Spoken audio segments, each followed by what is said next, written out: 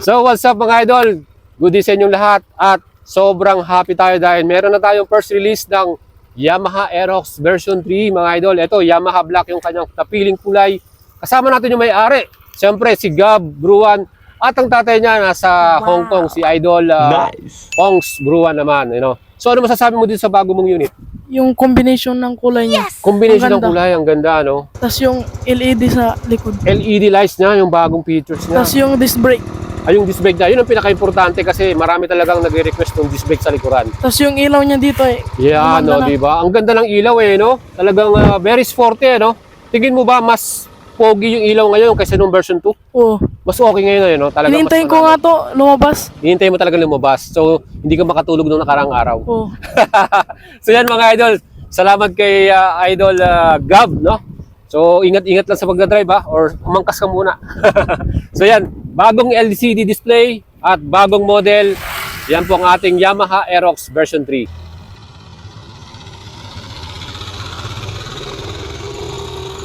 Standard type. Subukan natin. So, kalalabas lang nito at today lang nila nilabas at salamat sa Guangzhou, siyempre sa Yamaha Kalasyaw. Ayan mga idol, talagang nauna na naman po tayong makapag-try and salamat sa ating idol na si Gab, no? At si Pongs Bruan from Hong Kong. So yan nga yung nagustuhan natin dito dahil bagong design tong Yamaha Aerox version 3. So ito ay standard type lang mga idol, wala tong turbo. So wala rin tong ABS at wala ding traction control. So yung YECBT sa ating SP version lamang. At ang color nga na to ay yung Yamaha Black, no? So personal experience natin sa ating test ride. Eto dahil medyo maganda tong lugar natin, nakita naman po ninyo yung area na pinag-test ride na natin, ano. Siyempre ano to eh, Barangay Potsyokan, Marasique. So taga rito si Idol Gab and Pons, no. So sobrang happy tayo na makaunang test ride ng bagong version 3 na to. Napaka-smooth ng makina niya, no. Ayan, no. Konting piga mo lang sa throttle eh, talagang mapipil mo na kaagad yung acceleration. Yan mga idol.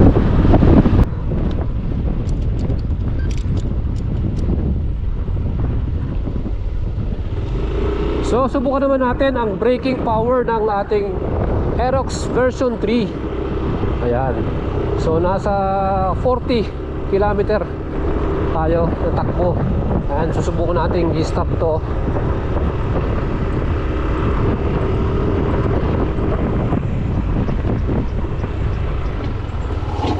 Wow! Grabe! Isa pa?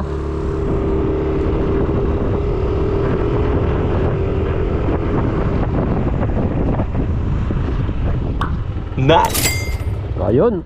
So talagang kailangan mo talagang prenuhan ng sobra sa front, no? Kasi talagang pagkalikod lang yung ginamit mo, medyo slide ng konti.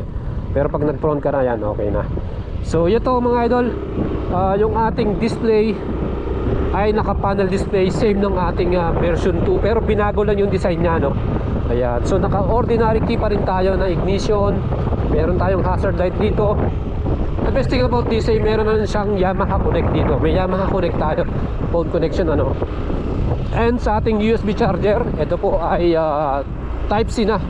Kasi yung dati kasi ay ano eh, ano siya, socket charger lang, no. So ngayon mas madali na siyang gamitin. Ayan.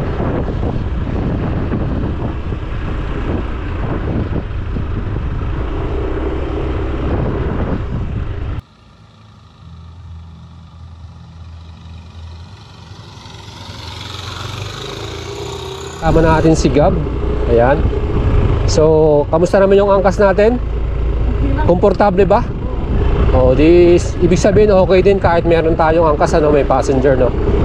So guys, ito hindi rin siya ganun kahirap gamitin dahil yung maneuvering, yung pagka dumiliko-liko ka, madali lang siyang gamitin. Ayan.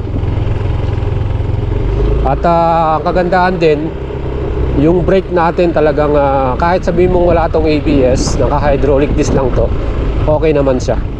Hindi rin siya yung yung parang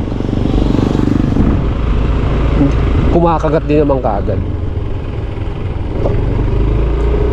Yung shocks niya parang feeling ko parang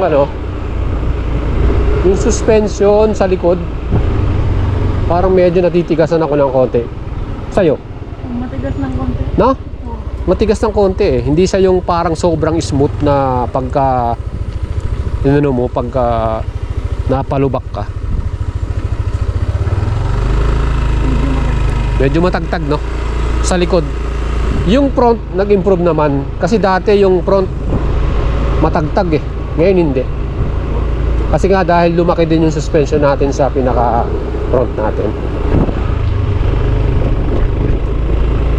So ito may akas po tayo, meron tayong sakay na passenger, so okay din siya, maganda rin. Ayun. Kawai.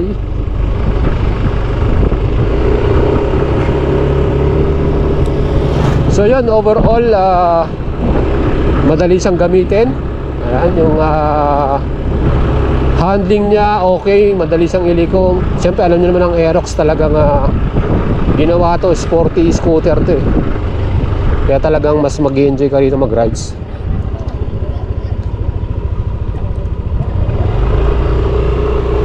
Ayan. Diba? Ganda niyang gamitin eh. The best.